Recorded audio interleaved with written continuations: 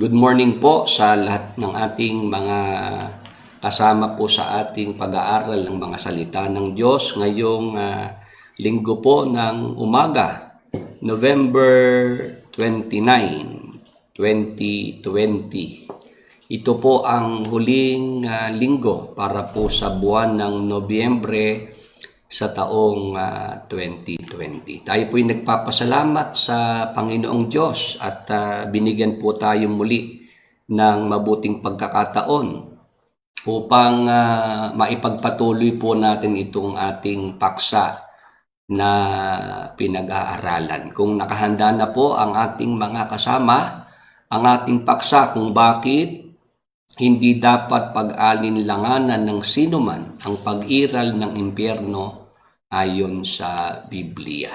Yan po yung ating inumpisahang paksa noon pa pong nakaraang November 15. At nagpapasalamat po tayo dahil marami po ang mga naging interesado po sa paksa na yan. At ngayong umaga, meron na po akong nakikita rito na 35 sa ating Bible program. Salamat po sa Panginoon at kayo po ay nadagdag dito po sa mga dumaraming mga suki ng ating programa.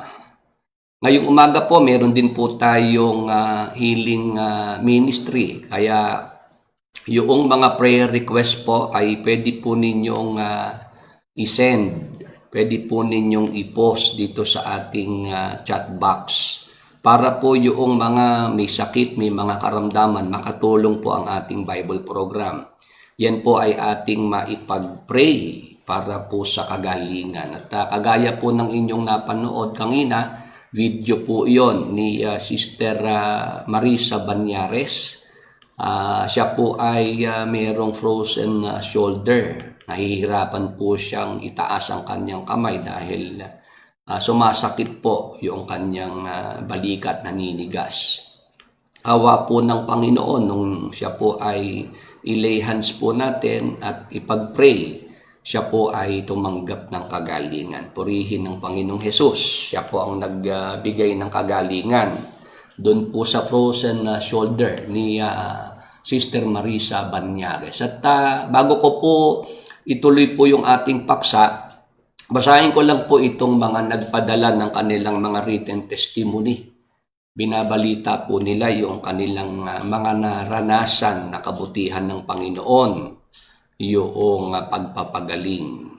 Ito po ay galing po kay Bombits Ryan.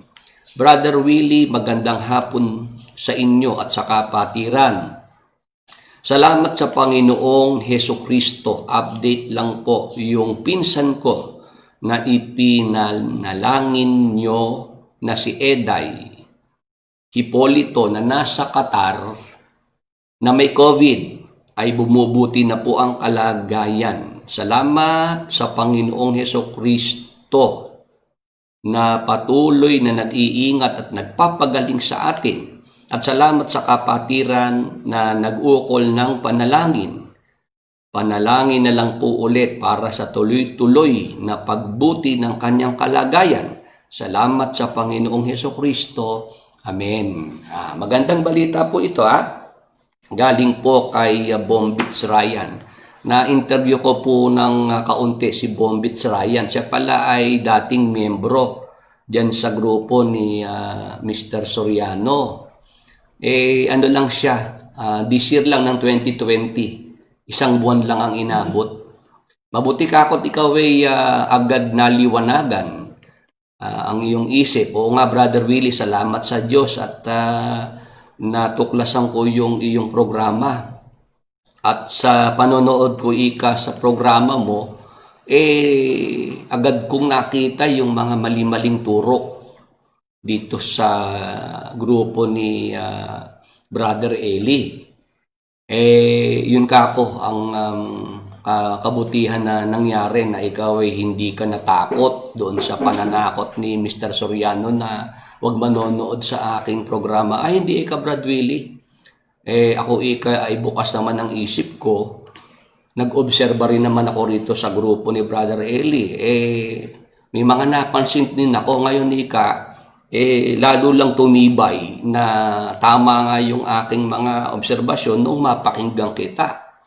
Kaya noong madinig ko, Brother Willie, na si Jesus Christ ay nagpapagaling pa rin hanggang sa panahong ito, nilapit ko yung aking pinsan na may COVID na nasa Qatar. Ayun nga po, binabalita niya na yung kanyang pinsan na si Eday Hipolito ay nung ipag-pray po natin, naging mabuti na po, naging maayos na po yung kanyang kalagayan. At tuloy-tuloy na po yung pagbuti ng kanyang kalagayan, yung kanyang kagalingan. Ngayon, next po natin, isa pa pong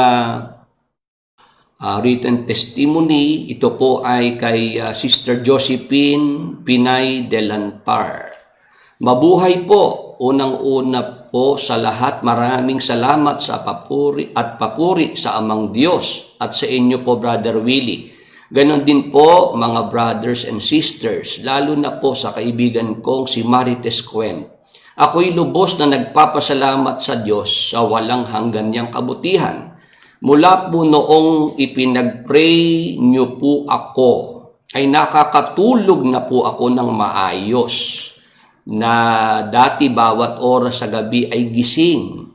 Ngayon po ay 1 o hanggang 3 na lang po ako tumatayo sa gabi at nahimbing na po ang tulog ko rin.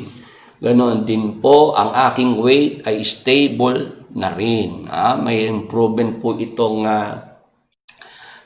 condition po ni Sister Josephine Delantar.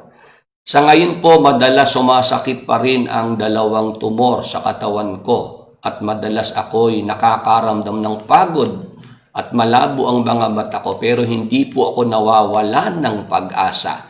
At ako'y nagpapasalamat sa bawat araw na aking natatanggap at nakikita. God bless and be with us always po sa ating lahat. Purihin ng Panginoon si Sister Josephine Delantar. Siya po, sa pagkakatanda ko po, meron po siyang cervical cancer. At si Sister Marites Cuen, na kanyang kaibigan, inilapit nga po sa atin na ipag-pray. Awa po ng Panginoon, meron na pong improvement sa kondisyon ni Sister Josephine Delantar. Nakakatulog na po siya ng maayos, hindi kagaya ng mga nakaraang araw. At nawa po ay magtuloy-tuloy na po ang kagalingan. Lubos na kagalingan, complete healing na po ang mangyari kay Sister Josephine Delantar. Yan po yung ating inaasahan din na yung gradual healing na ipinagkaloob ng Panginoong Hesukristo ay magtuloy-tuloy na hanggang sa maging complete healing. Okay po, meron pa pong isa pa tayong written testimony. Basahin po naman natin ito kay Brother Alan Dumbera Saus. Brother Willie, patuloy na po sa paggaling ang bayaw ko. Salamat po at humupa na ang matindi niyang ubo sa loob ng 5 araw. To God be the glory. Amen. Yan, binabalita naman po sa atin ni Brother Alan Saus yung kanyang bayaw na matindi po ang ubo. Alam niyo naman po sa panahon ito, pagka may ubo, di po ba ang ubo po ngayon, symptoms po yan ng COVID.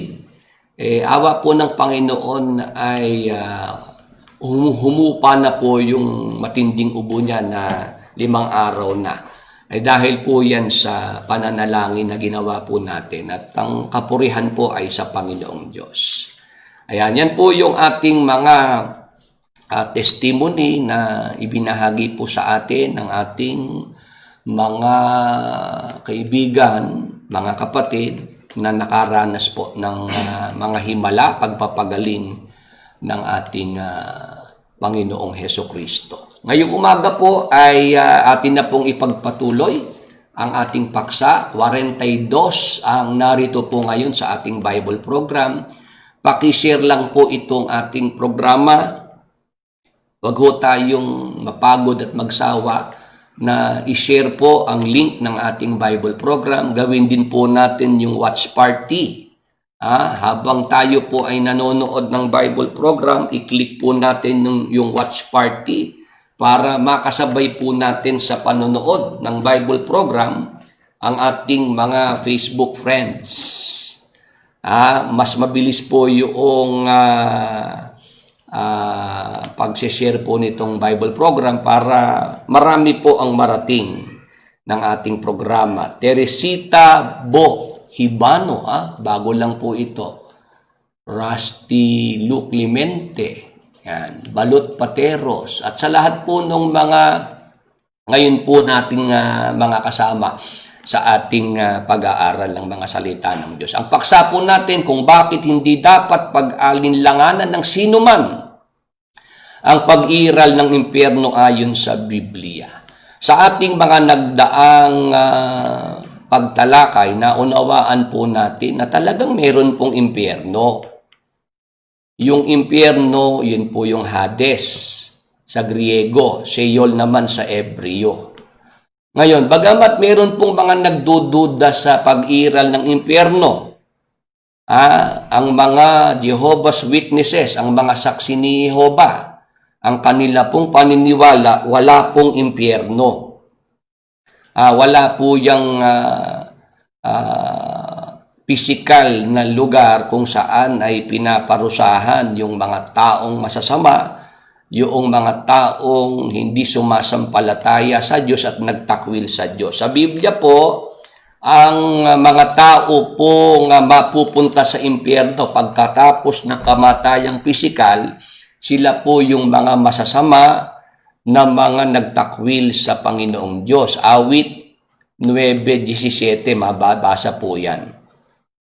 Yun naman pong mga masasama na yan na paparusahan sa impyerno at pinaparusahan sa impyerno, sila po yung mga hindi kumikilala sa Diyos, mga nagtakwil sa Diyos, hindi sila sumasampalataya. 2 Tesalonica 3:2. Ngayon, ang impyerno po ay itinuro ng ating Panginoong Hesukristo. 70 beses, 70 times, na si Jesus Christ po ay nagturo ng tungkol sa impyerno. 70 ulit, 70 beses, may pagbanggit na ginawa ang ating Panginoong Hesukristo tungkol sa impyerno. Si Jesus Christ, hindi po siya nagkasala, hindi siya nandaya, nagsalita ng kasinungalingan. Unang Pedro 2:21-22. Kaya dapat tayong magtiwala sa ating Panginoong Hesukristo. Hindi tayo dapat na magduda, mag-alinlangan sa pag-iral po ng impyerno dahil mismong si Jesus Christ po ang nagturo niyan. Amen. Si Jesus Christ po mismo ang nagturo na mayroong impyernong umiiral. Kaya nga noong ituro niya yung tungkol kay Lazaro na pulubi at yung mayaman, Lucas 16:19 hanggang 26. Ulitin ko lang po, wag nating mapagkamalian na talinghaga yang nasa Lucas 16:19 hanggang 26. Yan po ay totoong pangyayari na noong mamatay si Lazaro at yung mayaman, namatay yung kanilang katawan, nalibing po yung katawan. Pero yung espiritu kaluluwa ni Lazaro at nung mayaman, nagpunta sa Hades. Yun po yung panahon na si Jesus Christ ay hindi pa napako sa cross, hindi pa siya namatay, hindi pa siya nabuhay na maguli. Tinuro ni Jesus Christ ang tungkol sa Hades. Na nung mga panahon na yon, lahat ng taong namamatay, sumasampalataya sa Diyos, hindi sumasampalataya sa Diyos, iisang lugar ang pinupuntahan, yung Hades. Kaya lang, yung Hades o impyerno, nung mga panahon na yon, nahahati po yan doon sa Hades Paraiso at Hades Pagdurusa. Maganda ipakita natin po yung visual aid na ipinigay po sa atin. Ginawa po ito nung isang dating manggagawa sa grupo ni Mr. Soriano. Siya po yung isang artist. Mahusay po yung kanyang kamay. Sabi niya, Brother Willie, naging interesado po ako dun sa topic mo. Kasi hindi ko ikaya natutunan kay Brother Eli. Ito po, Brother Willie, makatulong po sa program yung aking ginuhit. Pwede nyo pong gamitin. Sige po, ayan, nakikita nyo po ang ginawa po ng ating bagong kaibigan. Dating manggagawa yan sa grupo ni Mr. Soriano. Hindi ko lang po muna babanggitin yung pangalan para hindi ho siya matrace.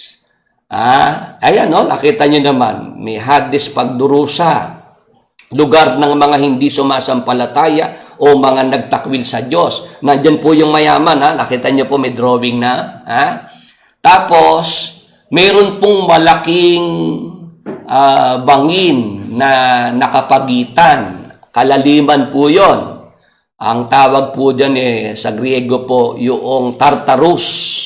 Nandun naman po yung kulungan ng mga fallen angels.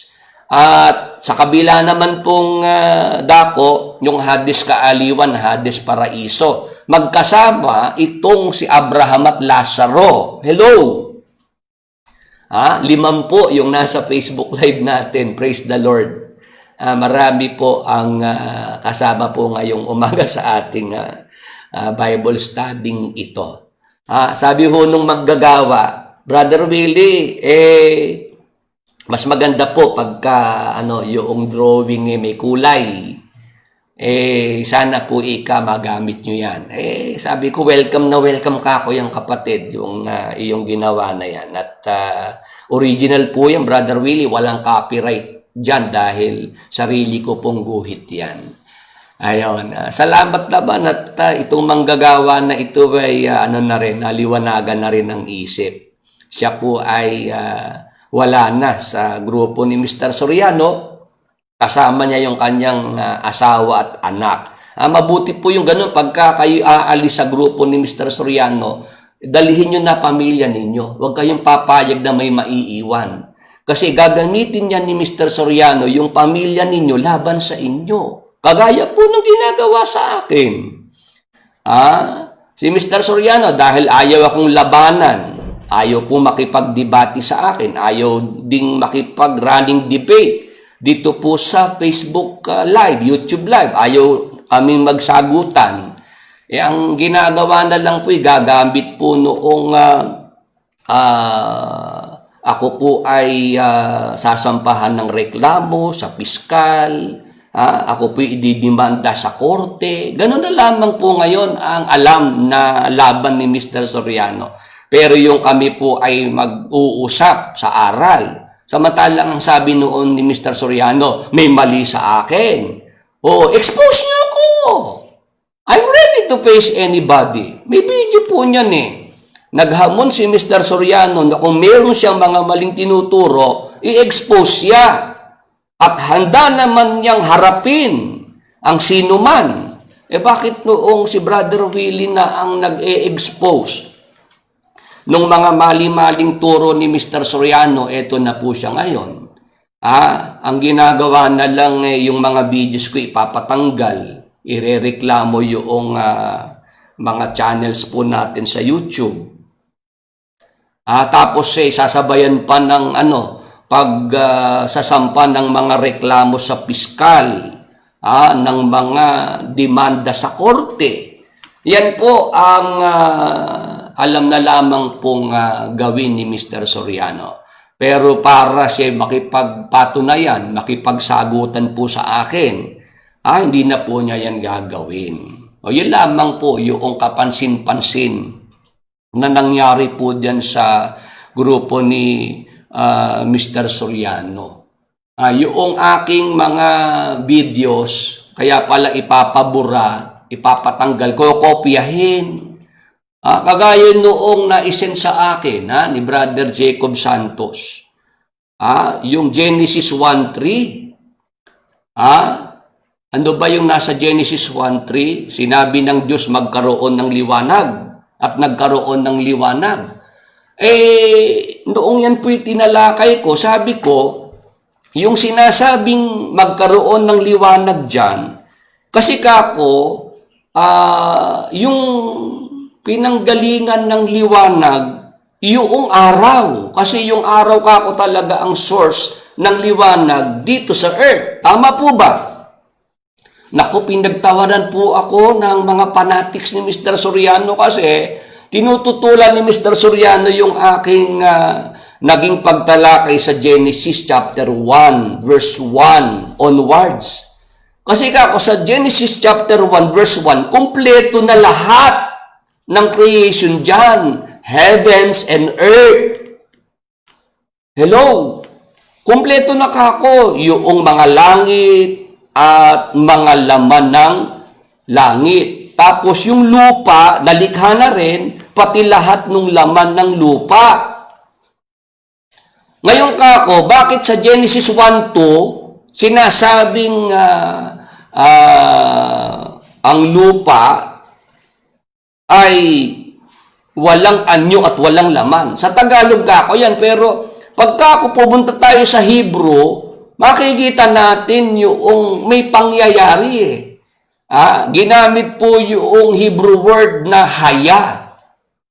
Ibig sabihin, became, naging sa Tagalog. Yan nga yung sinasabi ko yung mga manggagawa ni Mr. Soriano, saka yung mga miyembro dyan. Bakit si Mr. Soriano, sanay naman siyang gamitin yung Hebrew word, yung Greek word. Bakit sa Genesis 1:2, allergic si Mr. Soriano, gamitin yung Hebrew word na haya. Saka yung Hebrew word na tohu, bohu. Bakit? Kasi pagka ginamit ni Mr. Soriano yung Hebrew word na haya, tohu, bohu, ay makikita po yung sinasabi ko na merong nangyaring pagkawasak ng lupa sa Genesis 1:2. Pagka isasalin na po natin ng maayos sa Tagalog yung Genesis 1:2, at ang lupa ay naging sira at walang laman. At ang kadiliman ay sumasa ibabaw ng kalaliman at ang Espiritu ng Diyos ay sumasa ibabaw ng tubig. Yan ang nangyari sa lupa. Dating buo. Genesis 1:1. Meron na ring mga laman yung lupa. Kumpleto na rin. Ano nangyari? Nawasak, nasira, tapos dumilim ang buong lupa. Hello? Tapos yung lupa, natuyo naman ng kanyang original na kondisyon, nalubog sa tubig. Genesis 1:2. Nalubog sa tubig, nabalot ng kadiliman. Kaya pagdating sa Genesis 1:3, sinabi ng Diyos, magkaroon ng liwanag at nagkaroon ng liwanag. Yung kakong liwanag dyan, galing sa araw yun. Ngayon, nagtatawa si Mr. Soriano sa kaya mga fanatics. Paano ikang may araw na at yung araw ang pinanggalingan ng liwanag? Yung ikang araw, yung sun, sa ika-4 na araw pa lang lilikhain. Wow! Hello! Yung mga nagre-record dito sa Apalit at sa Brazil. Hindi ba kayo nagugulat? Nabibigla dyan sa mga nadidinig nyo kay Mr. Soriano?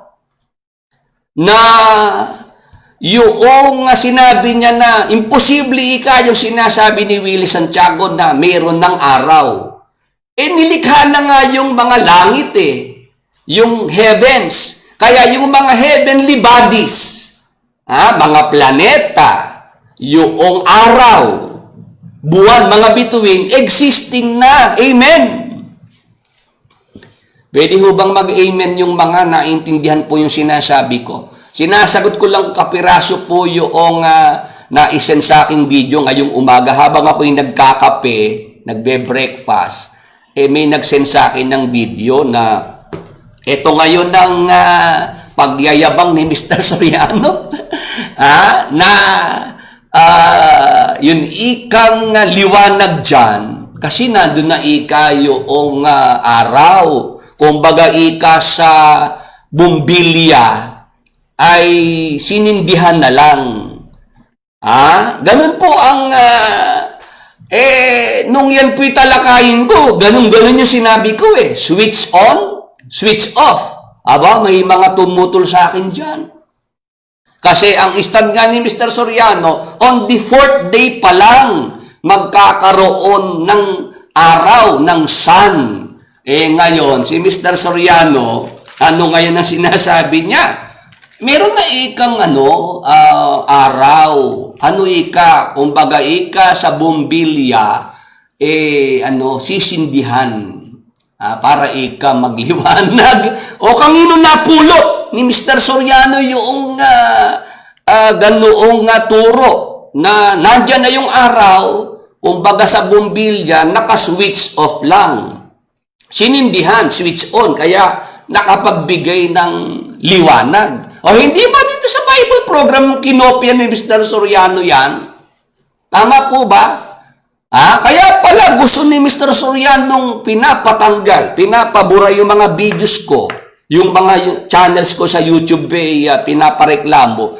Kasi nga pupulutin ni Mr. Soriano. Tapos labasin niya, siya ang nakaunawa. Siya nakaintindi.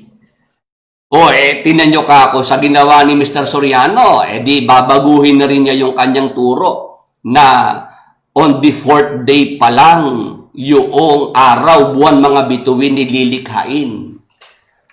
Wala lang kasi marunong magtanong doon sa mga kasama ni Mr. Soriano Doon ako nadidisappoint. Sa mga kasama niyang naroon, puro sila mga opo, siya nga po. Puro mga taga-amin lang taga-amin. Puro mga kailangan susunod lang sa agos kay Mr. Soriano. Wala man lang makapag-isip, Brad Eli, ganito po yan. Kasi nung nandyan ako nung nandyan ako sa grupo ni Mr. Soriano, hindi ako pumapayag na basta makakalusot yung mga ganun Nandun ako para sanggain pa rin yung mga sinasabi ni Mr. Soriano, salain ko. Sabi ko, dyan ngayon sa sinasabi ni Mr. Soriano na yung liwanag sa Genesis 1:3, galing din sa araw. Kung nandun lang ako iipitin ko na si Mr. Soriano. Brad Eli, paano po yung turo nyo na sa ika-4 na araw pa lamang po lilikhain ang araw, buwan, mga bituin? Yun pong Henesis 1:14 hanggang 19. Paano po yan? Na ang tinuturo nyo po sa amin, nung tutulan nyo yung si Willie Santiago, may liwanag dyan sa Genesis 1:3, pero hindi yan liwanag na galing sa araw dahil wala pa ang araw eh. Sabi ni Mr. Soriano, sa ika-4 na araw pa lamang lilikhain yung araw, buwan at mga bituin. Doon pa lamang po eh. Masusukol nyo si Mr. Soriano. O ngayon, dito po sa development na ito, isa lang ang ibig sabihin. Nai-impluwensya ako na si Mr. Soriano. Sumusunod siya doon sa aking argumento eh. O kaya tanggap ni Mr. Soriano, yung Genesis 1:1, original creation yun.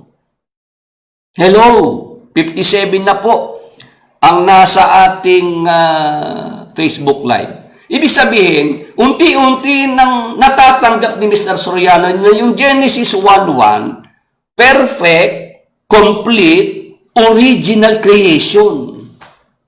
Genesis 1:1, nang pasimula, nilikha ng Diyos ang mga langit at ang lupa. Kompleto na ang mga langit at mga laman ng langit, at kompleto na rin po ang lupa at ang mga laman ng lupa. Ngayon, Genesis 1:2.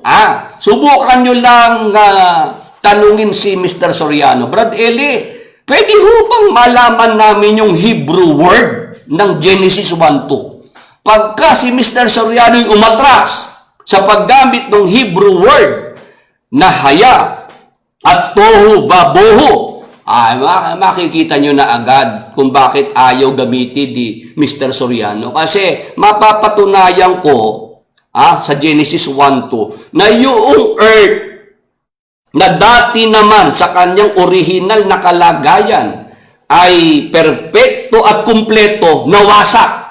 Paano nawasak? Nilubog sa tubig. Buong mundo. Kaya yan ang first global flood. Hindi po yung baha sa panahon ni Noe. Amen. May pumasok dito nangangantsaw.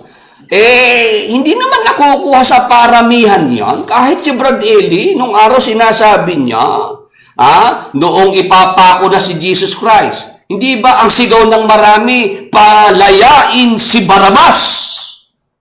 Ipako sa krus si Jesus.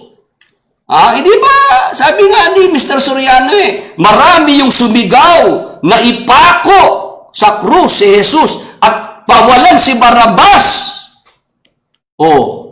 Yun bang marami na yun ang sa Diyos? Hello? Sabi ko yung mga fanatics, mag-isip-isip muna kayo bago nyo pasukin ang programa ko. Ipinagmamalaki nyo yung bilang, yung numbers ng inyong samahan. Pag naman tatanungin ko kayo, yan ba ang batayan ng pagiging sa Diyos? Mas marami ang Katoliko, mas marami ang Islam. Pag naman tinanong sila, sa Diyos ba yung Katoliko? Sa Diyos ba ang Islam? Hindi daw. O saan naman tayo lugar niyan? Mas marami ang Iglesia ni Cristo sa grupo ni Mr. Soriano. Pagka tatanungin mo sila, payag ba kayo na sa Diyos ang Iglesia ni Cristo? Hindi sila papayag. Nakita nyo ba kung papaanong na brain damage ang maraming miyembro ng grupo ni Mr. Soriano? Pagpapasukin ng Bible program, ang kanilang ipinagmamalaki, ipinamamarali, marami sila. Konti lang yung nandyan sa grupo ni Willie Santiago. Nanonood kay Willie Santiago, konti lang. Marami kaming mga nakikinig kay Brad Eli. Yung dami ang ipinagmamalaki nila. Pag naman susundan ko, dami ba ang batayan? Payag ba kayo na sa Diyos ang Islam, sa Diyos ang Katoliko, sa Diyos ang Iglesia ni Cristo? Hindi sila papayag. Hindi naman nadadaan sa paramihan yan. Parang nung minsan, sabi nung kapatid na Brother Willie, dinalaw ako ng manggagawa kasi na-monitor nila, nanonood ako sa program mo sa Facebook. Ang sabi sa akin ng manggagawa, Brother, nanonood ka pala kay Willie Santiago? Opo. Kasi masakit yung ulo ko nung minsan, pinag-pray niya ako, gumaling ako. Sabi noong kapatid, Kasi nung ipag-pray ako, nakaramdam ako ng ginawa, gumaling ako. Sabi nung manggagawa ni Mr. Soriano, alam mo bang may kaso yung Willie Santiago na yan? Alam mo ba ikang kinasuhan yan? Sabi nung manggagawa, yung kaso po ang kanyang inilalatag doon sa kapatid. Kilala mo ba yung Willie Santiago na yan? May kaso yan Sumagot yung kapatid. Alam ko may kaso rin si Brad Eli. Rape pa nga, rape. Sabi nung manggagawa, kapatid, wala namang personalan. Wag yung makakaso ni Brad Eli ang pag-usapan natin. Hello? Napasin niyo po ba kung paanong inconsistent din yung mga miyembro, yung mga manggagawa? Noong ako ang sisiraan dun sa kapatid, ang agad na binungad, may kaso yan. Alam mo bang may kaso yan? Sumagot yung kapatid, hindi ba si Brad Eli may kaso rin? At rape pa nga. Sabi nung manggagawa, kapatid, paninira lang yung kay Brad Eli at huwag nating pag-usapan yung kaso na yun. Bakit noong ako ang titirahin? Ba't nung ako po ang wawasakin, kaso ang binubungad? Sabi ko sa kapatid, alam nyo baka ako yung kaso na binabanggit? Ano yun sustento. Humihingi ng sustento para sa mga anak ko na itinakas noong 2009. Yung kasong binabanggit. Humihingi ng sustento para sa aking dalawang anak na itinakas noong 2009 na hanggang ngayon ay hindi ko nga alam kung nasaan. Paano ko ako masusustentuhan yung mga bata na hindi ko alam kung nasaan? Ang sinasabi ako raw ang nagtatago. Hello, yung ating mga taga-subaybay. Ako pa raw ang nagtatago, kaya hindi ako mahinga ng sustento. Ako ho ba'y nagtatago? Ilang taon na po akong nagpro-programa sa Facebook Live. Maglilibang taon na. Yun namang mga videos ko sa YouTube, mula pa nung 2010. Ganyan ba ang nagtatago? Hello? Yung ating mga kasama. Meron ho bang nagtatago na ikaw may programa sa Facebook Live? Meron bang nagtatago na nag-a-upload ka ng YouTube, ng video sa YouTube? Nakapost pa yung telephone number at address. Ganyan ba nagtatago?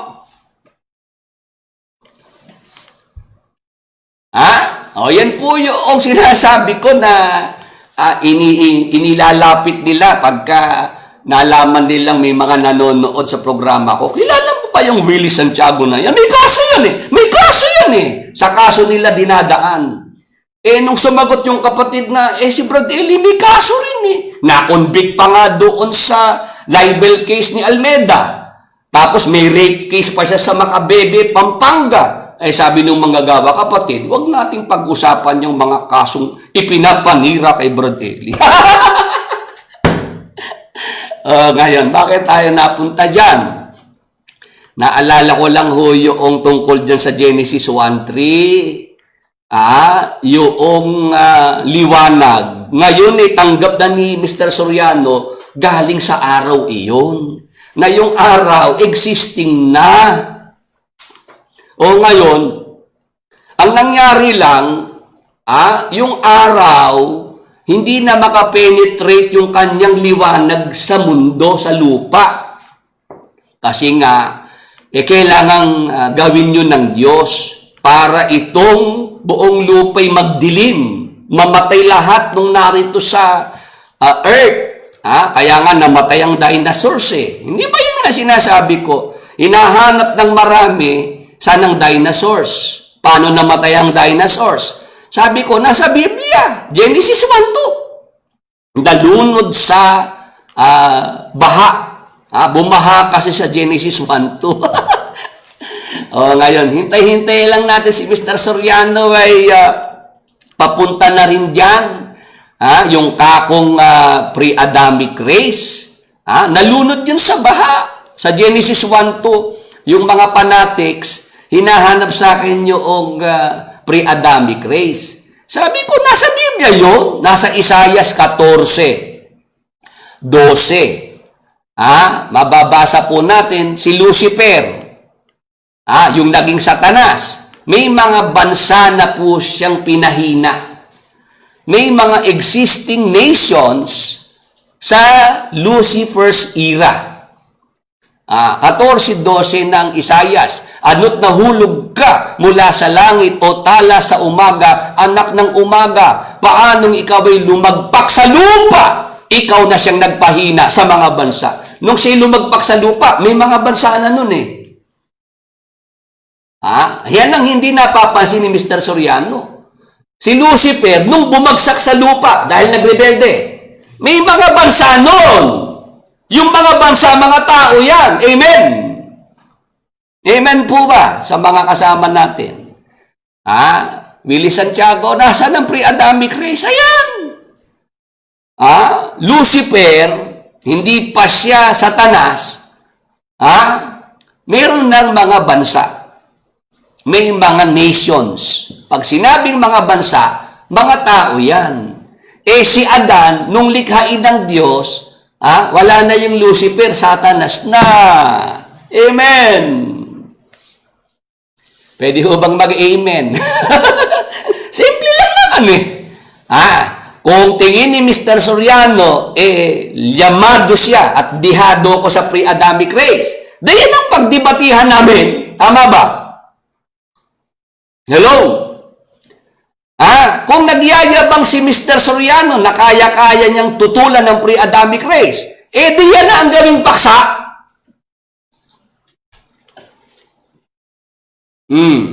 Ito namang sinasabi ko ito naman ay hanggang Brazil ay nakararating. Nagyayabang si Mr. Soriano, kaya niya akong pamalian dyan sa pre-Adamic race. Di dyan na kami mag-usap. Yan ang aking sinasabi. Mr. Soriano, ikaw ba talagang hindi nahaharap para tayo ay magkausap ng tungkol sa aral, sa doktrina? Talaga bang ikaw ay baka matsyempuhan ka ng COVID-19, Mr. Soriano, hindi na tayo magpang-abot? Hindi ba yan ang pagyayabang ni Mr. Soriano? Siya ang target ng COVID-19. Kaya nga nung sabihin niya, biglang taas ang kaso ng COVID-19 sa Brazil Kaya alam ko si Mr. Soriano, takot na yan Dahil kaya nga nung siya nambablock na, yung mga pastor na may mga kapangyarihan, ba't hindi niyo patigilin ang COVID-19? At ayaw niyong lumabas at pigilan nyo na yung COVID-19, puksain nyo yan. Loob-loob ko lang, natatakot ka na kasi Mr. Soriano sa COVID-19.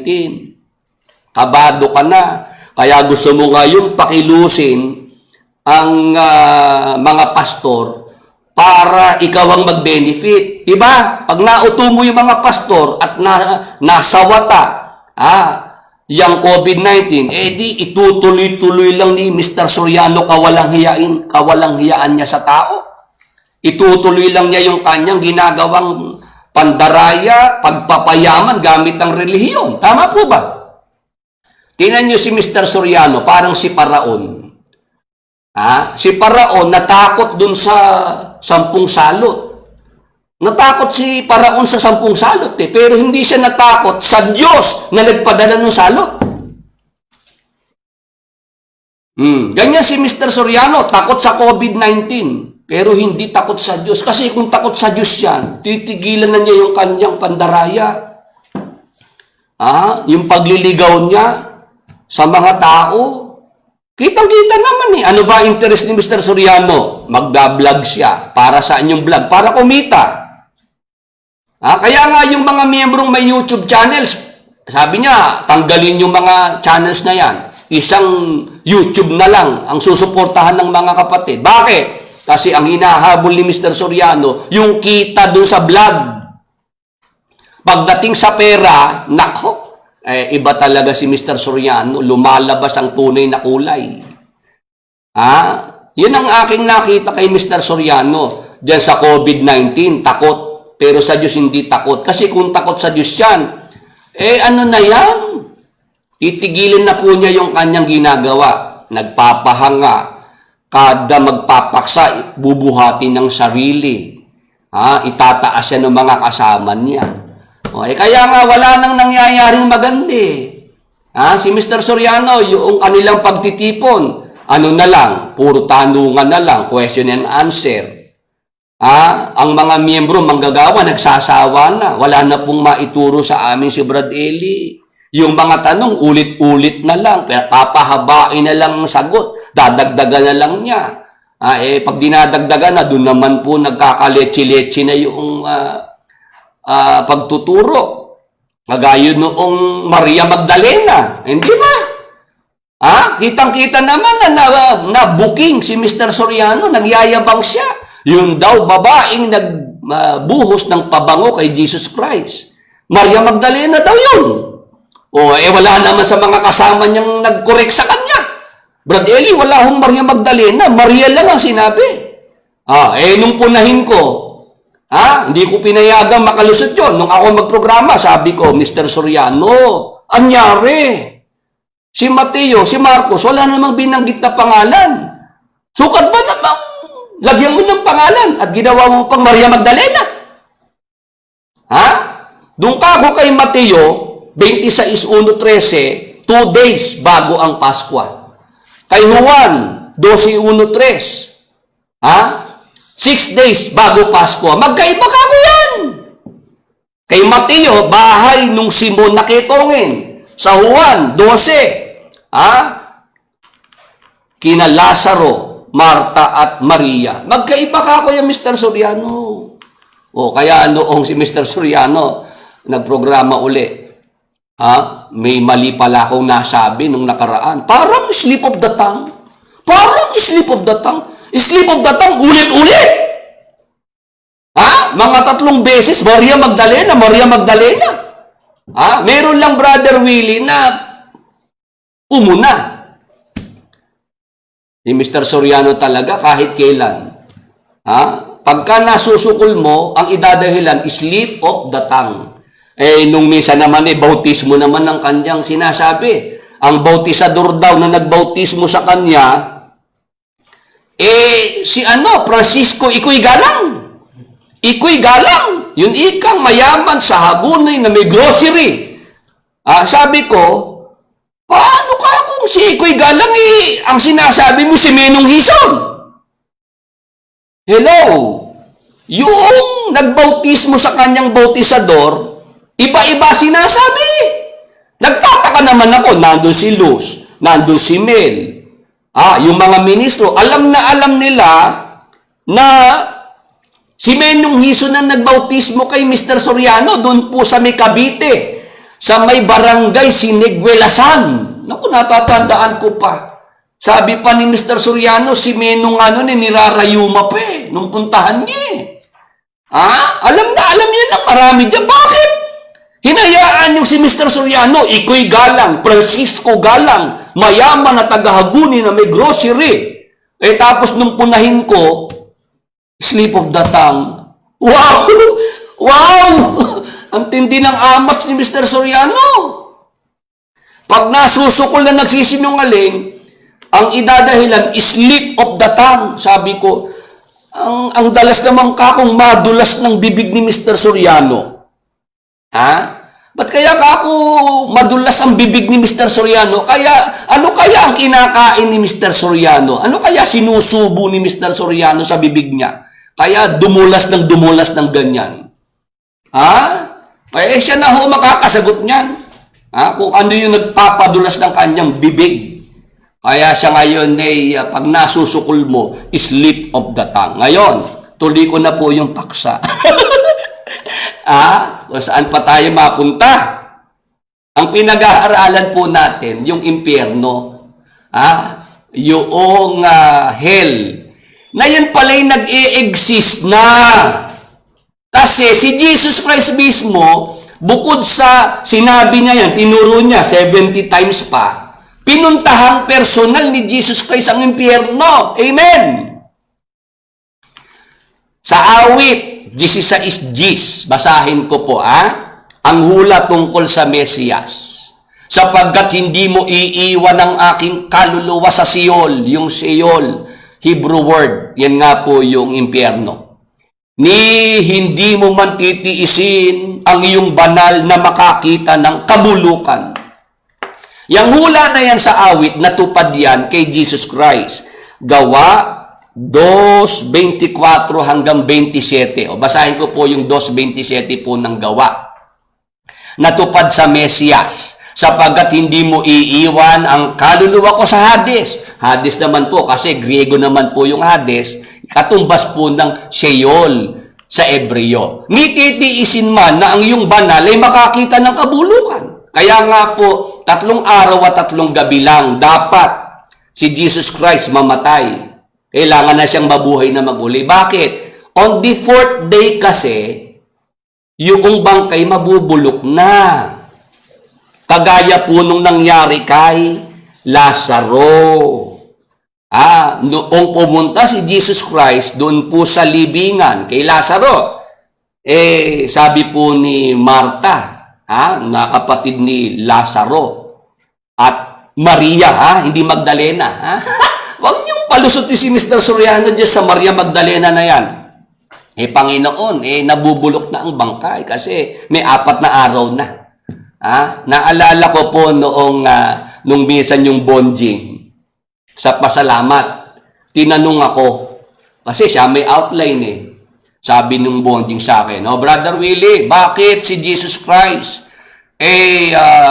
kailangang 3 days and 3 nights lang sa libingan?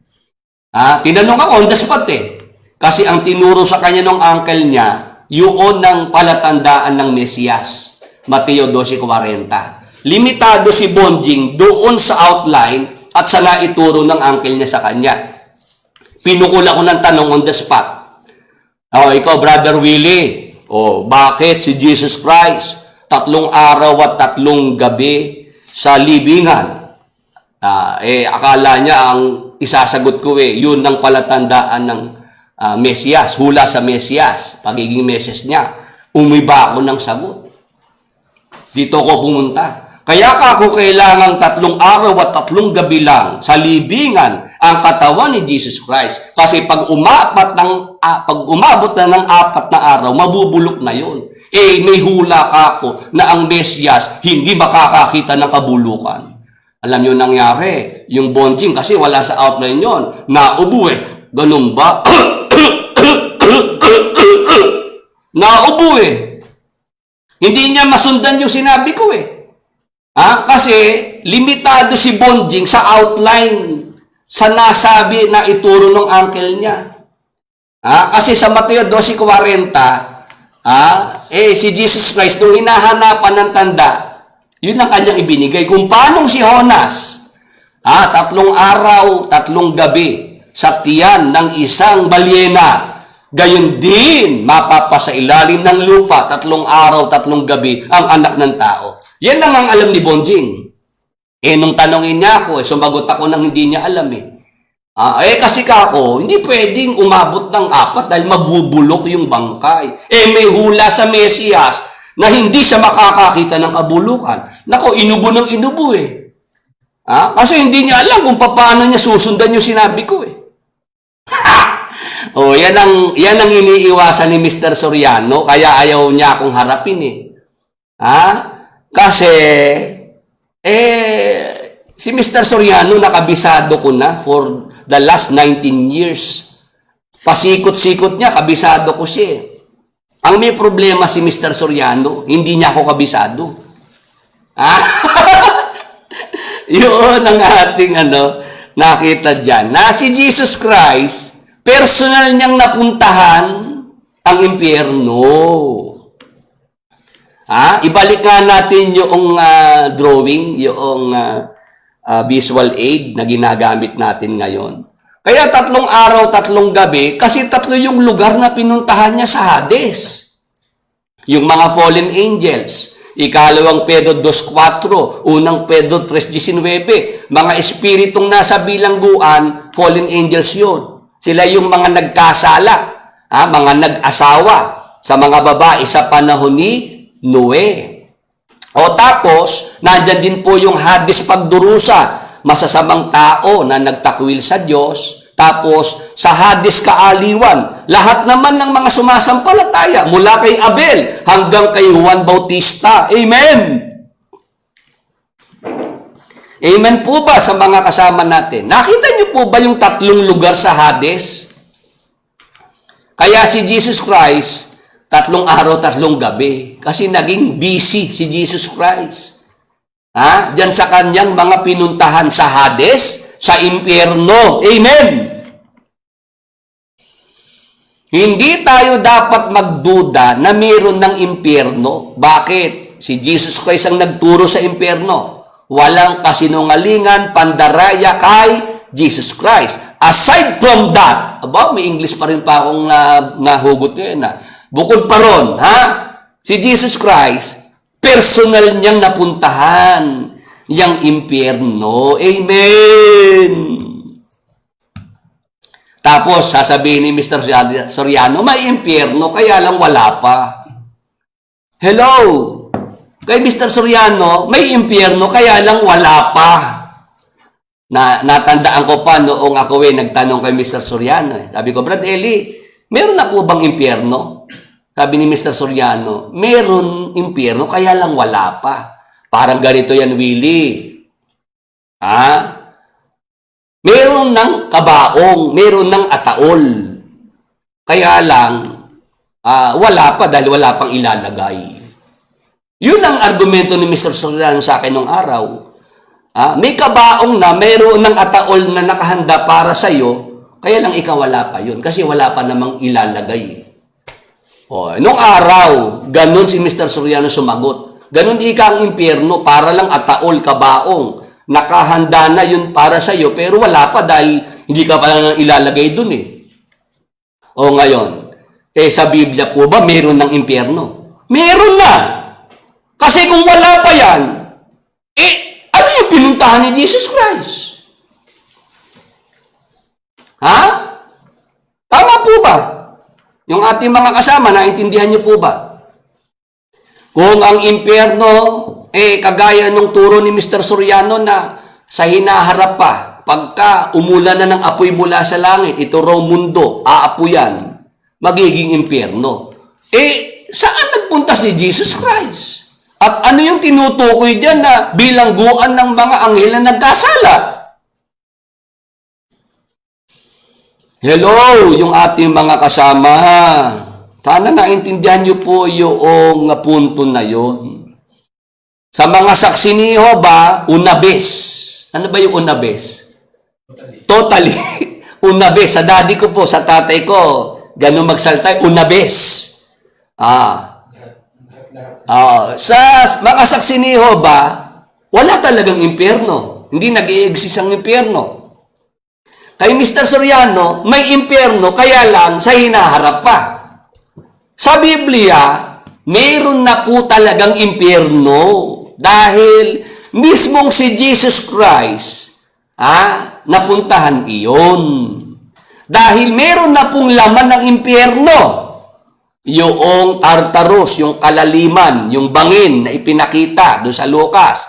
Yun nga yung bilangguan ng mga fallen angels. Tapos, yung mayaman nasa Hades ng pagdurusa. Si Abraham at Lazaro, kasama sila Abel, hanggang kay Juan Bautista, nasa Hades kaaliwan. Nung si Jesus Christ ay umakyat na sa langit, lahat ng nasa Hades kaaliwan, isinama na sa langit. Kaya bakante na po yung Hades Paraiso o Hades Kaaliwan. Wala na pong mga nandoon. Amen! Pwede po bang mag-amen? 55 po ang narito sa ating Bible program. Hindi nyo po ito madidinig kay Mr. Soriano.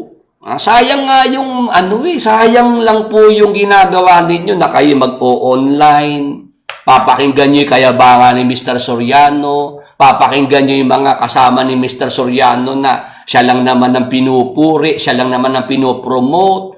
Sayang po yung panahon nyo dyan. Dito po sa Bible program, ang pinopromote si Jesus Christ. Amen.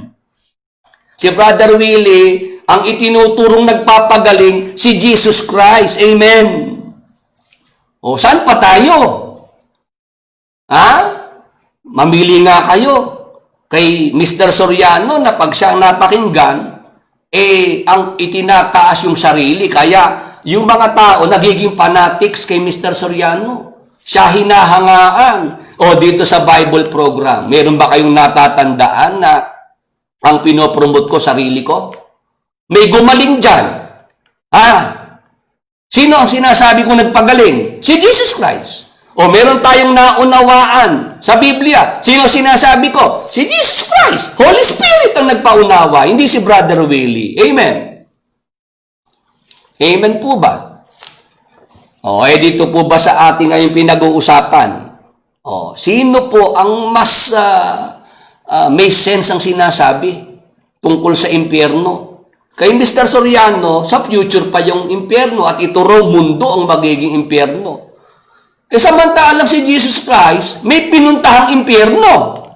Kasi nga, may existing ng impyerno. Amen.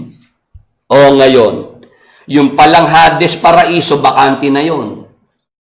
Ang meron na lamang pong laman, laging nalalagyan ng laman, yung Hades, pagdurusa. Tanong, sino-sino yung mga nando sa Hades, pagdurusa? Yung mga taong masasama na hindi sumasampalataya sa Diyos na pinaparusahan na sa impyerno. Interesado po ba kayo dito? Papangalanan po natin. Leletrahan natin sa Biblia kung sino-sino po yung nasa impyerno na nararanasan na po nila yung apoy na walang hanggan at naroon po yung uod na hindi namamatay. Interesado po ba? O, basahin ko na sa Judas 1:6-7. Magandang balita, Biblia. Sundan nyo po. Alalahanin din ninyo ang mga anghel na hindi nanatili sa kanilang dating kalagayan at kapangyarihan. Sa halip ay iniwan ang kanilang tahanan. Kaya't sila'y ginapos ng Diyos ng di mapapatid na tanikala at ibinilanggo sa pusod ng kadiliman hanggang sa sila'y hatulan sa dakilang araw ng paghuhukom. Hinto tayo dyan.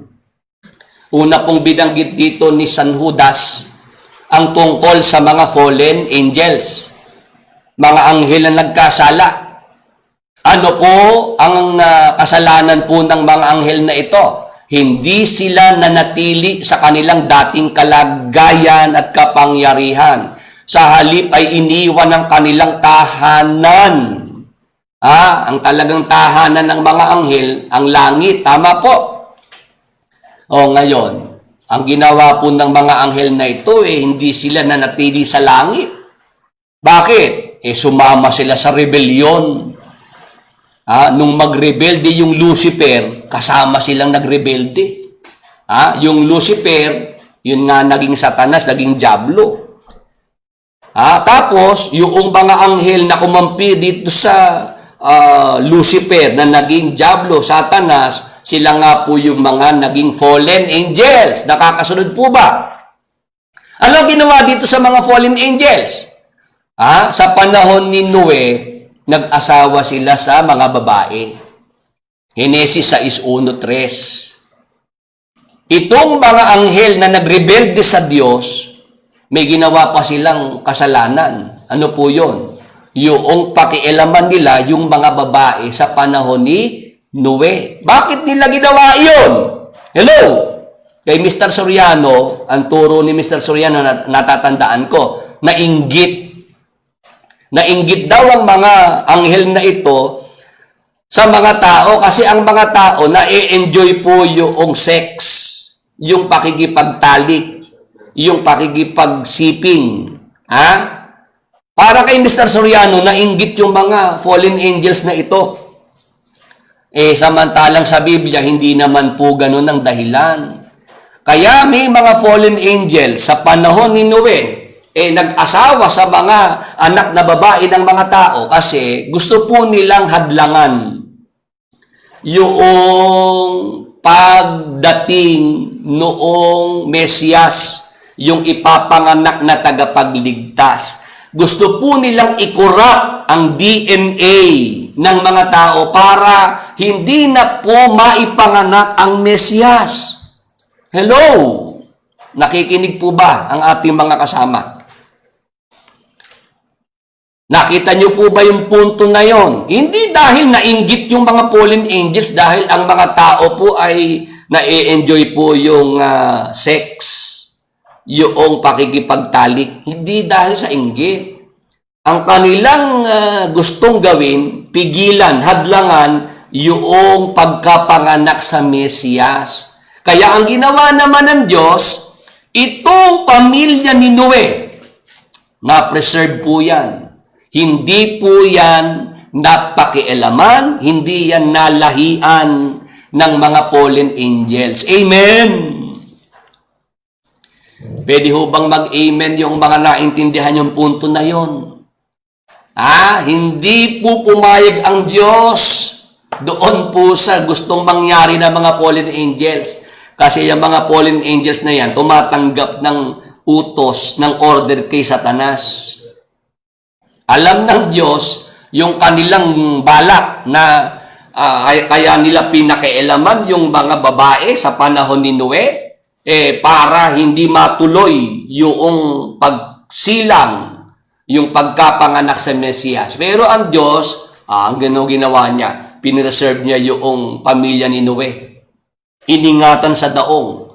Tapos, mula dyan sa pamilya ni Noe, tama po, lumabas si Abraham. Mula kay Abraham, lumabas ang Israel. At mula sa Israel, lumabas si Jesus Christ. Amen. Amen po ba? Nako, may pupulutin na naman si Mr. Soriano. May kokopyahin na naman si Mr. Soriano. Dito po sa ating tinatalakay na ito. Ngayon, ito palang mga fallen angels na ito na nag-asawa sa mga anak na babae ng mga tao sa panahon ni Noe, ano ginawa ng Diyos? Sila po'y ikinulong, ibinilanggo. Kaya ang fallen angels sa Biblia, dalawang klase. May fallen angels nakakulong. May fallen angels nasa laya. Hello? Hello? May kausap pa po ba si Brother Willie? 58 po yung nakikita ko rito eh. Kayo ho ba'y nakikinig? Pagka fallen angels, dalawang klase po yan. May mga nakakulong na fallen angels at yung marami pang fallen angels, nasa laya pa sila. Ngayon, ito palang mga nakakulong na fallen angels, sila nga yung mga espiritong nasa bilangguan, nasa Tartarus. Kaya sila nakakulong kasi ang ginawa nila, rebellion sa Diyos, tapos pag-aasawa pa doon sa mga anak na babae ng mga tao sa panahon ni Noe. Sinasabi, sila po ay ginapos ng Diyos na di mapapatid na tanikala. Tingnan niyo po yung mga anghel, di ba mga espiritu sila? Pero kayang gapusin ng mga tanikala. Kasi ang Diyos ang gumawa ng tanikala at ang Diyos ang naggapos. Kaya pwede. Tama po ba? Yung iba, hirap na hirap maintindihan yan eh. Si Mr. Soriano, hirap dyan eh. Ang ibig sabihin ikan yan, yung mobility, yung ikang kanilang galaw, nagkaroon ng limitasyon. Hindi nga ganun eh. Nakabilangguan at nakagapos pa ng mga tanikala. Ang Diyos ang gumawa ng bilangguan, ang Diyos pa ang naggapos ng tanikala. Bakit? Para po sila ay ihanda sa magiging hatol sa dakilang araw ng paghuhukom. Ibig sabihin, waiting po pala itong mga fallen angels na nakabilanggo sa Tartarus, nakagapos pa ng mga tanikala para sila'y mabigyan ng hatol sa araw ng paghuhukom. Ngayon, sa 7, tuloy natin ang basa. Alalahanin din ninyo na ang Sodoma at Gomora at mga karatig lungsod ay nalulong sa kahalayan at di karaniwang pagnanasa ng laman, kaya't sila'y pinarusahan sa apoy na di namamatay bilang babala sa lahat. Hello? Sa impyerno, sino po yung mga mababasang mga taong masasama na pinaparusahan na po doon? Hindi po ba sinasabi rito kung papaano yung mga fallen angels nandun na po sa impyerno, sa Tartarus, pinaparusahan? Tama po. Dahil nagkasala. Anong kasalanan po ng mga fallen angels? Yung sila po ay nag-asawa sa mga anak na babae ng mga tao. Ano po ang mababasa sa talatang 7? Alalahanin din ninyo na ang Sodoma at Gomora at mga karatig lungsod ay nalulong sa kahalayan. Napasin nyo ba yung kasalanan ng mga fallen angels at ng mga tao ng Sodoma at Gomora? Parehas lang kahalayan. Hello? Yung mga kasama natin, napasin nyo ba yun? Itong mga fallen angels at yung mga tao ng Sodoma at Gomora, ang kasalanan po nila pareho. Ano po yun? Kahalayan. At di karaniwang pagnanasa ng laman. Ano nangyari? Kaya't sila'y pinarusahan sa apoy na di namamatay bilang babala sa lahat. Ano dapat nating maintindihan? Tingnan niyo po yung pagtutulad na ginawa ng San Judas dyan po sa mga fallen angels at sa mga tao ng Sodoma at Gomora. Pareha silang nasa impyerno. Tama po. Pareha silang pinaparusahan. Bakit? Kasi parehas ng kasalanang ginawa. Binabanggit ay kahalayan. Ngayon, si Mr. Soriano, naalala ko po, nitong sila'y nagkatipon, yan daw mga taga Sodoma at Gomora na yan, may pag-asa pang maligtas. Hello? May pag-asa pa raw maligtas itong mga pinarusahan sa Sodoma at Gomora. Sa Sodoma at Gomora, diyan po nagpaulan ng Diyos ng apoy at asupre. Diyan nga naging bato yung asawang babae ni Lot.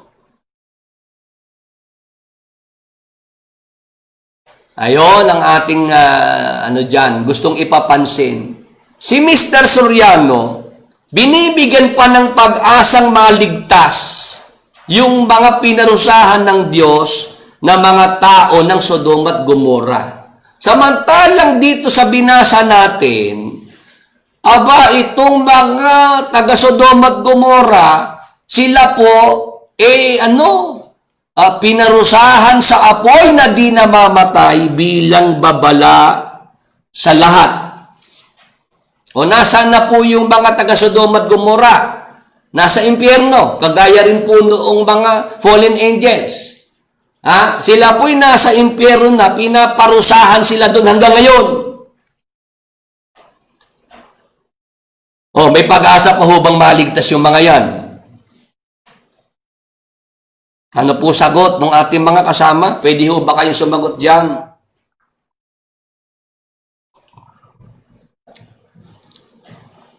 Yun ho bang mga fallen angels, may pag-asa pang maligtas? Ito bang mga taga Sodom at Gomorrah, may pag-asa pang maligtas? Ano po sagot? Ha? Ano po sagot ninyo? Malaman ko lang kung kayo po'y machuchubi po ba ni Mr. Soriano, kayo mauuto pa niya dyan. Kay Mr. Soriano, may pag-asa pang maligtas yung mga taga Sodom at Gomorrah. Binibigyan pa ni Mr. Soriano ng pag-asang maligtas yung mga taga Sodom at Gomorrah. Ito po ang nakakatawa dyan. Ang mga taga Sodom at Gomorrah may pag-asa pang maligtas. Pag si Brother Willie Santiago po ang tatanungin, si Mr. Soriano ang isasagot. Yung si Willie Santiago, walang kaligtas-ligtas yan. Hindi ba talagang matatawa ka dyan sa mga sinasabi ni Mr. Soriano?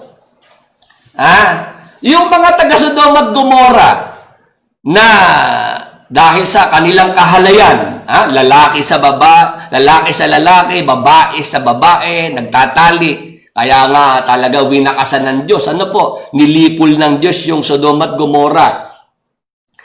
Sa Biblia, pinaparusahan na po sila doon sa impyerno. Si Mr. Soriano, ang tinuturo niya, may pag-asa pang maligtas yung mga nandoon sa Sodom at Gomorrah na pinaparusahan na sa impyerno. Pag ako po, si Willie Santiago, si Mr. Soriano ang magbibigay ng hatol, wala akong pag-asang maligtas. Kaya ako'y natatawa eh. Hindi ho ba katawa-tawa? O ngayon, naisip ko, siguro kaya kay Mr. Soriano, yung mga taga Sodom at Gomorrah may pag-asang maligtas, kasi nasa Brazil si Mr. Soriano. Ang Brazil kasi, ang modern Sodom and Gomorrah. Yun ang nakita ko. Kaya, mayroong inclination si Mr. Soriano sa mga kabaro ay sa mga sa mga taga Sodom at Gomorrah. Dahil, yung Sodom at Gomorrah, yan po ngayon ang Brazil. Kaya pagdating sa mga taga Sodom at Gomorrah, binibigyan niya ng pag-asang maligtas. Pero pagdating sa akin, agad niya sinasabi, walang pag-asang maligtas yung si Willie Santiago. Hindi ho ba, meron tayong nakikita na parang si Mr. Soriano talaga, hindi siya pwedeng maging hukom Hindi siya makatwiran Hindi siya pwedeng makasama sa 1,000 taon ng paghahari ng Panginoong Hesus. Ang ini-etsapwere niya si David, hindi ra pwede si David dahil judgmental. Sinabihan ni Ika, si Goliath, hindi tuli! Hindi tuli! Yun, di ba yan ang sabi ni Mr. Soriano, si David hindi pasado kasi judgmental paano Ika, kung sa 1,000 taon, si David, matapat ka kay David, hindi ka tuli. Sasabihan ni David, hindi ka tuli, hindi ka tuli. Nung sumagot ako, sabi ko, hindi naman kako, judgmental si David. Nung pagsabihan niyang hindi tuli si Goliath. Binibigyang emphasis lang kako ni David. Ba't ka matatakot sa higante na hindi tuli yan? Tayo tuli. Tayo ang lahi ni Abraham na mga tuli. May pangako ang Diyos sa atin. Yun ang punto doon. Si Mr. Soriano ba'y kumibo pa? Pagkatapos ko pong pawalan yan, hindi na kumibo. Magpapatagal lang yan. Magpapalipas lang po ng ilang panahon at kokopyahin din yan. Kabisado ko yan ngayon, nag-freeze yata itong aking monitor dito. Tuloy-tuloy ba tayo? Ayan. Naintindihan po ba tayo ng ating mga kasama? Napapaanong itong mga taga Sodom at Gomorrah ay may pag-asa pang maligtas? Nasa impyerno na nga. Dumadanas na po nung apoy na walang hanggan. Dahil ang kasalanan ng mga taga-Sodom at Gomora, walang pinagkaiba sa kasalanan ng mga fallen angels. Amen! Amen po ba dito po sa mga kasama natin? 52 po yung narito sa Bible program. I hope naintindihan po ninyo yung punto na yan, na sa impyerno, ito, niletrahan po sa atin ng Biblia. Lahat ng mga nalipol na mga taong masasama, na mga taga-Sodom at Gomora, nasa impyerno na.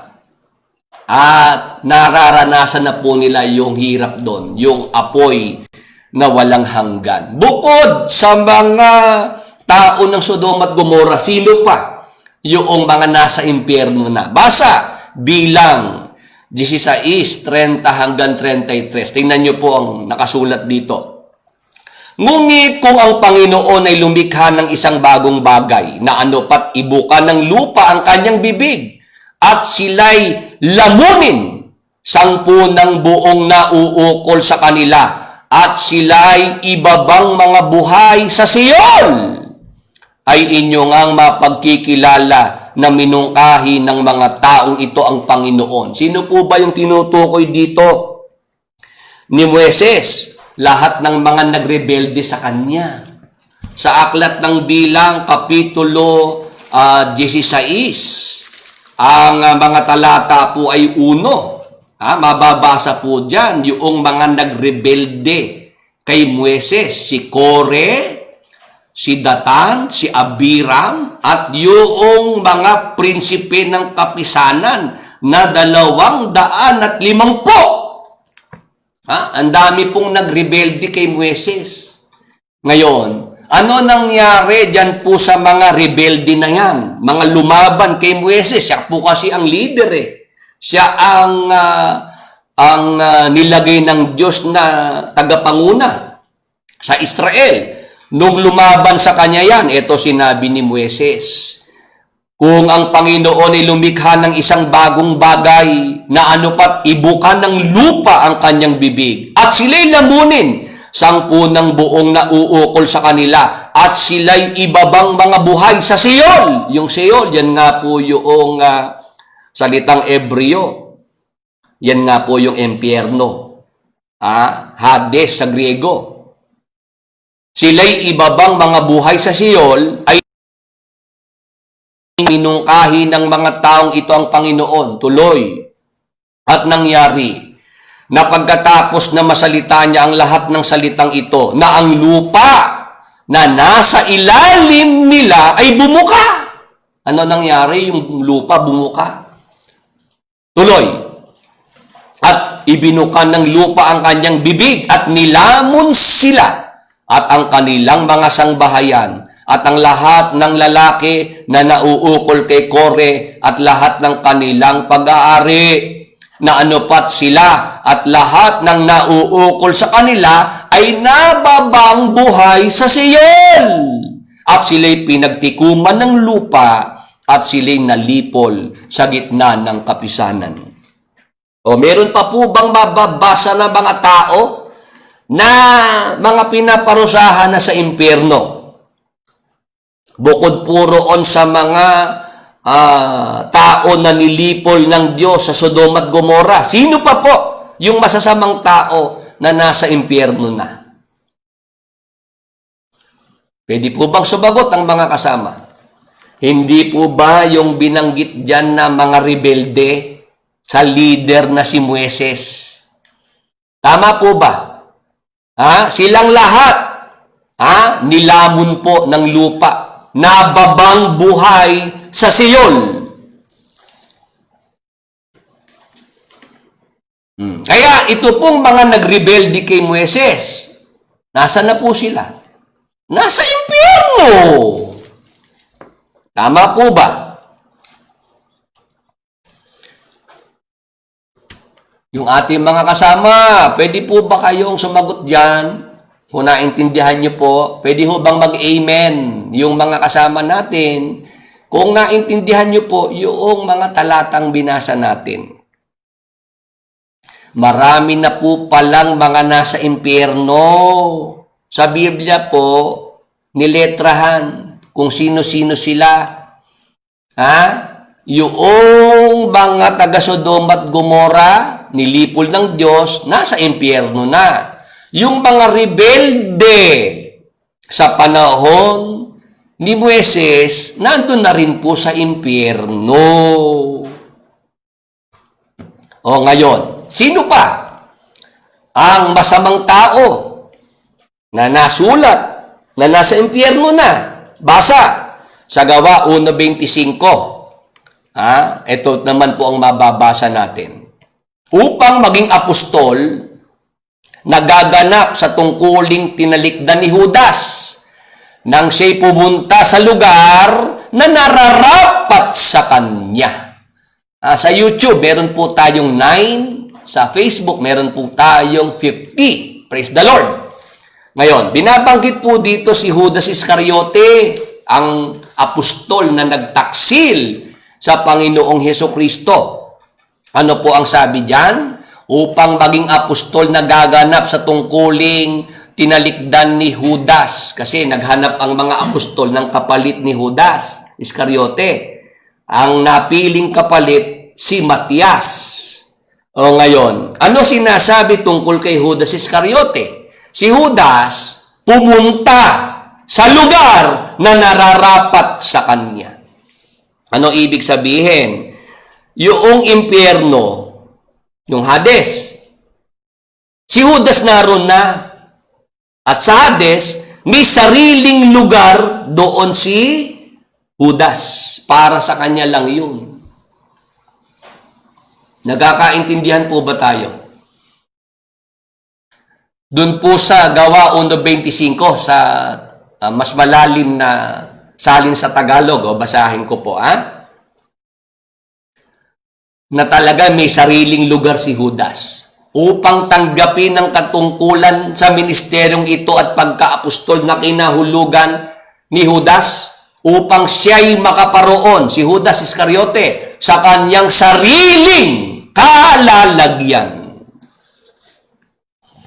Kaya doon po sa impyerno, si Judas Iscariote, meron pong sariling lugar na para lamang sa kanya. Naliwanag po ba?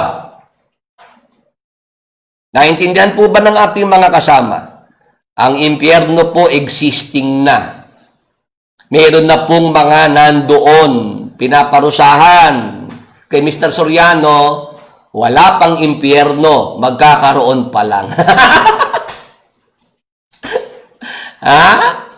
Yan ba ang most sensible preacher?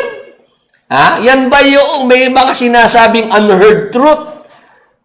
Pinag-aanyaya unheard truth. Paano nga itong mga simpleng katotohanan ito hindi na iintindihan? May alam ba sa Biblia si Mr. Soriano? Sige nga po. Kung tayo po, susukatin natin si Mr. Soriano, meron bang nalalaman yan? May alam ba sa Biblia si Mr. Soriano pagka pinag-usapan ng impyerno? Para kay Mr. Soriano, sa future pa ang impyerno pag umulan na ng apoy mula sa langit. Mismong itong mundo, ang lupa, magiging impyerno. Samantalang binabasa natin sa Biblia, yung impyerno, pinuntahan ni Jesus Christ. Sa impyerno, nandun yung mga fallen angels, yung Tartarus, nakakulong yung mga fallen angels. Doon sa impyerno, sa Hades pagdurusa, nandoon po yung mga taga Sodom at Gomora, nandoon po yung mga rebelde sa panahon ni Moises, at maging itong si Judas Iscariote. Nasa impyerno na. Amen!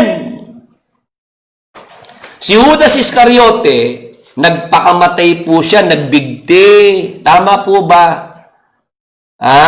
Kaya po yung pagpapakamatay, wag na wag gagawin. Kahit tayo po may problema, wag tayong magpapakamatay.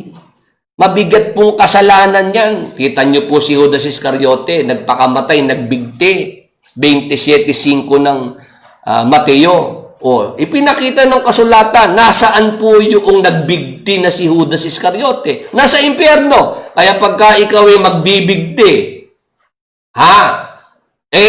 ihanda mo sarili mo. Kung saan napunta si Judas Iscariote, doon ka rin mapupunta.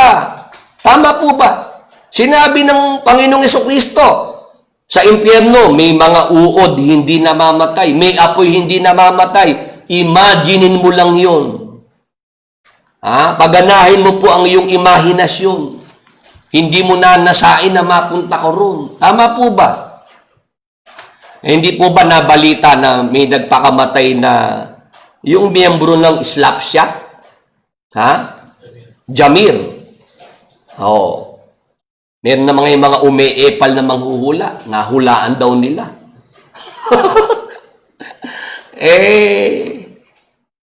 Yung pagpapakamatay, mabigat na kasalanan po yan. Kaya, wag na wag po nating isipin. Wag na wag nating gagawin na tayo mismo papatay sa ating sarili. Tayo mismo ang gagawa para tayo ay mamatay. Iwasan po natin yan. Brother Willie, matanong ko nga yung mga namatay sa World War I, World War II. Hindi po kumpleto tanong. Pakikumpleto nyo. Kung sila sumasampalataya, saan sila napunta? Kung hindi sumasampalataya, saan sila napunta? Kay Daddy Groovy Ruiz, kulang po ang tanong. Kaya hindi ko po masasagot ng kumpleto.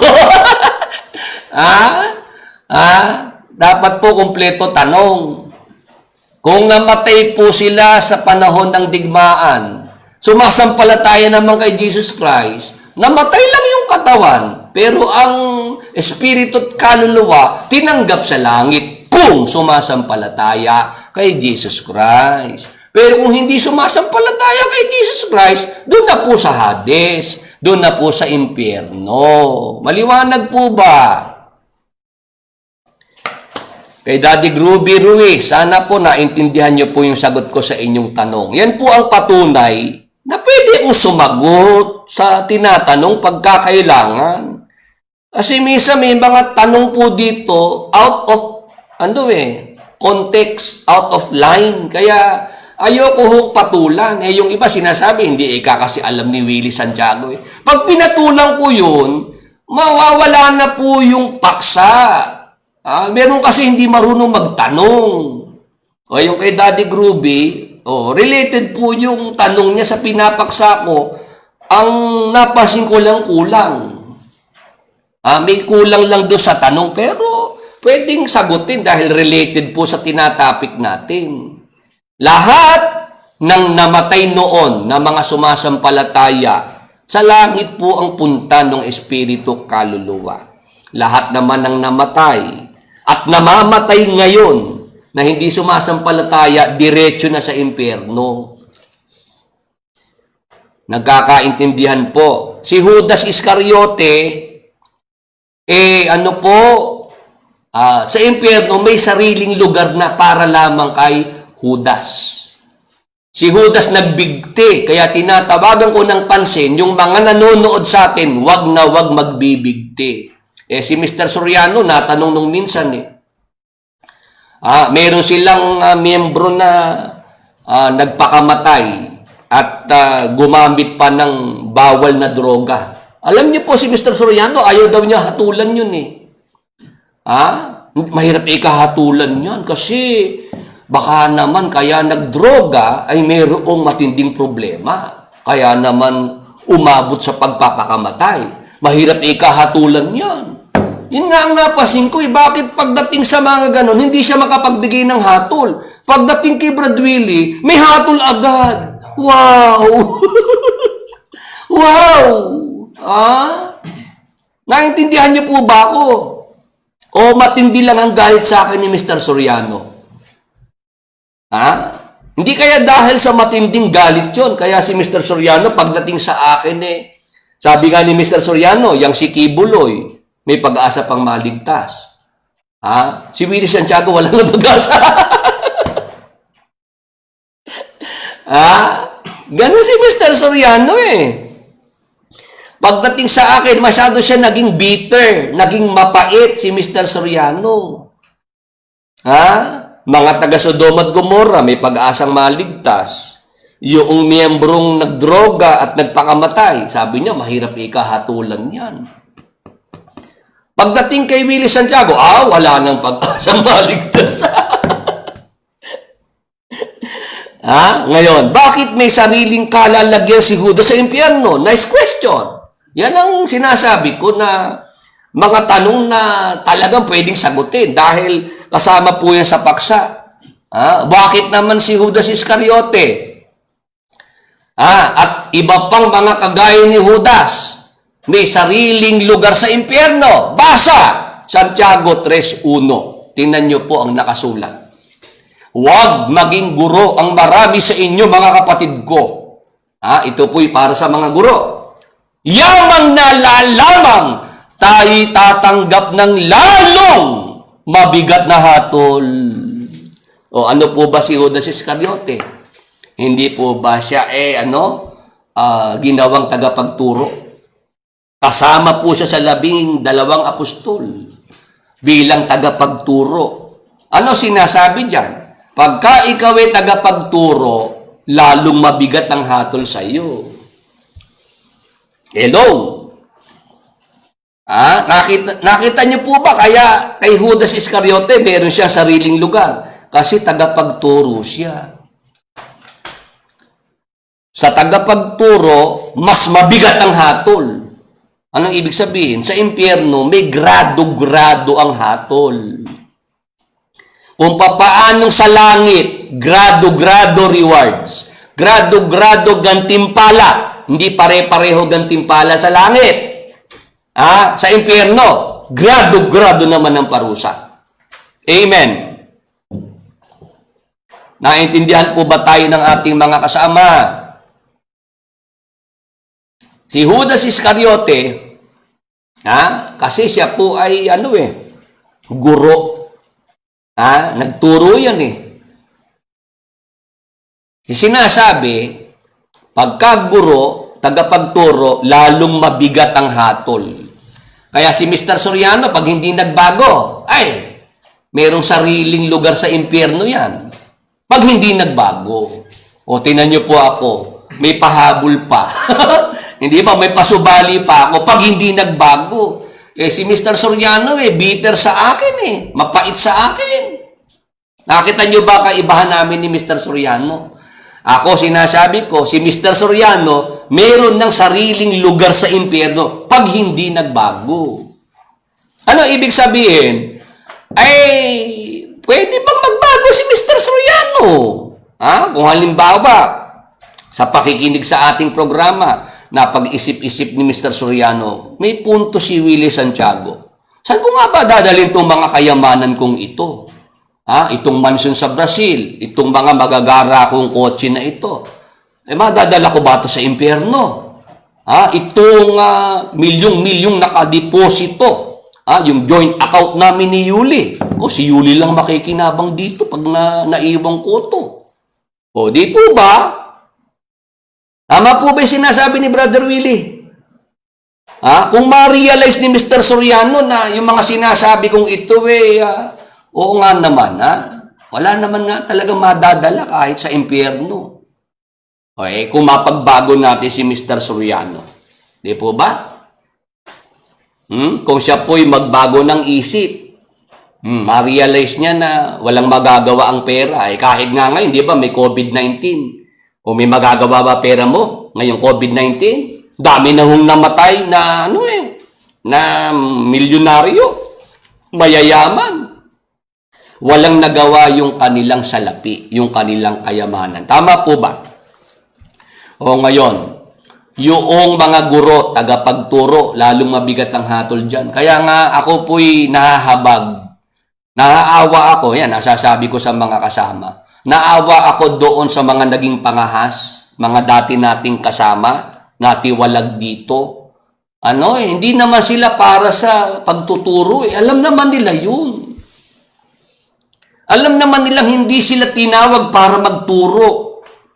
Sukat ba namang mangahas? May mga video silang na-isend sa akin. Si Satanas daw, ang Diablo, hindi naman person, kundi isang ideology daw si Satanas. Alam, marinig ko sabi ko, matinding pagliligaw ito sa mga tao. Kaya hindi na po pinatagal ng Diyos Hindi na ho pinahaba ng Diyos ang buhay kasi nagliligaw na ho ng mga tao Si Satanas, ang Diablo, hindi person. Ano ka kung hindi person? Sino kinausap ni Jesus Christ? Kung hindi person yun. Tama po ba? Di ba gusto ni Satanas, si Jesus Christ sumamba sa kanya? Sabi ni Jesus Christ, Satanas, nasusulat, sa Panginoon mong Diyos, sasamba ka. Siya lang ang iyong paglilingkuran.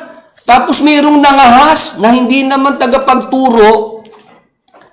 Nag-Facebook live na si Satanas, ang Diablo, hindi siya person.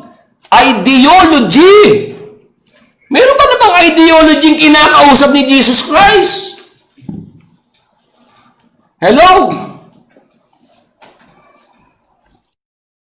Nung mapanood ko yun, sabi ko, kaya pala kako, tinapos na ito ng COVID-19. Nung tamaan ng COVID-19, bagsak agad hindi na po naka-recover dahil yung kapangahasan ang nakita po natin doon. Kaya yung mga hindi naman para sa pagtuturo, wag niyong papangahasan yan. Mas mabigat ang hatol sa mga guro. Yung ang isa umatras na deactivated na yung Facebook account. Mabuti-buti na yung ganun at kahit papaano tinanggap niya na hindi siya po pwedeng tagapagturo.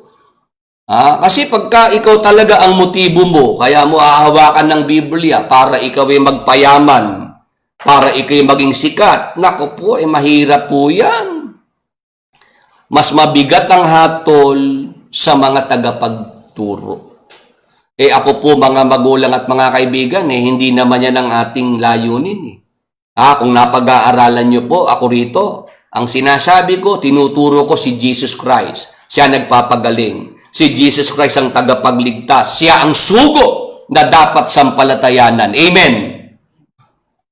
Amen po ba? Yung healing ministry, wala naman po ako diyang sinisigil. Hindi po ako nagpapayaman. Wala nga akong dyan, hinihingi na bayad, kapalit. Ang sinasabi ko lang, yung mga gumaling, magpasalamat sa Panginoong Hesukristo. Meron po bang prayer request dyan? Baka meron tayong prayer request. Kami namin sabihan lamang po ako.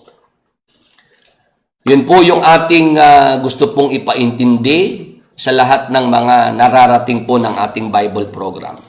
Sa impyerno po, existing na impyerno, nandun na yung mga masasamang tao, mga hindi sumasampalataya, hindi kumikilala sa Diyos, mga taga Sodoma at Gomora, yung mga rebelde sa panahon ni Moises, si Judas Iscariote, at lahat ng masasama at nagtatakwil sa Diyos sa panahong ito.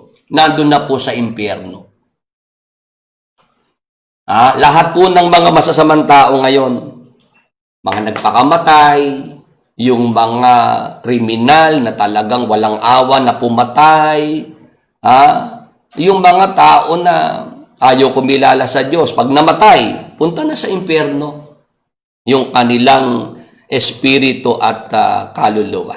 Kay Rusty Lu Clemente, continuous prayer po para sa akin. CKD 5 po. Chronic disease. Chronic kidney disease. Sige po, sa pangalan ni Jesus, sa dugo ni Jesus, inuutusan, chronic kidney disease ay umalis sa katawan ni Rusty Lu Clemente. Sa pangalan ni Jesus, sa dugo ni Jesus, lubos na kagalingan, bagong kidney ay ipagkaloob kay Rusty Lu Clemente. Sa dugo ni Jesus, gawing normal ang creatinine kay Rusty Lu Clemente. Be healed. Be restored in Jesus' mighty name. Thank you, Lord Jesus Christ. Amen. Birthday pala ngayon ni Nanay Nonita Betita. Prayer request po na ni Sister Marites Qued. Sa pangalan ni Jesus, sa dugo ni Jesus, ipagkaloob ang marami pang kaarawan, mahabang buhay kay Nanay Nonita Betita. Sa pangalan ni Jesus, sa dugo ni Jesus, ipagkaloob din sa kanya ang mabuting kalusugan. Thank you, Lord Jesus Christ. Amen. Okay po, sa lahat ng ating mga nakasama ngayong umaga, ayan, may pahabol. Sister Grace Cabrera, Mayoma. O, sige po, ihabol natin. Sa pangalan ni Jesus, nilulusaw, Mayoma, sa katawan ni Sister Grace Cabrera. Sa dugo ni Jesus, ipagkaloob na dumaloy ang kagalingan sa buong katawan ni Sister Grace Cabrera. Ipagkaloob din ang ligtas na panganganak kay Sister Grace Cabrera at sa kaniyang sanggol. Sa pangalan ni Jesus, sa dugo ni Jesus. Thank you, Lord Jesus Christ. Amen. Okay po, sa umaga pong ito, mga kapatid. Ricky Kamitan. Ricky Kamitan. Stiff neck. Ricky Kamitan. Sa pangalan ni Jesus, sa dugo ni Jesus, stiff neck, inuutosang umalis kay Ricky Kamitan. Sa dugo ni Jesus, pagkaloob ang kagalingan ngayon kay Ricky Kamitan. Padaluyin ng kagalingan sa kanyang buong leeg. Be healed. Be restored in Jesus' mighty name. Thank you, Lord Jesus Christ. Amen.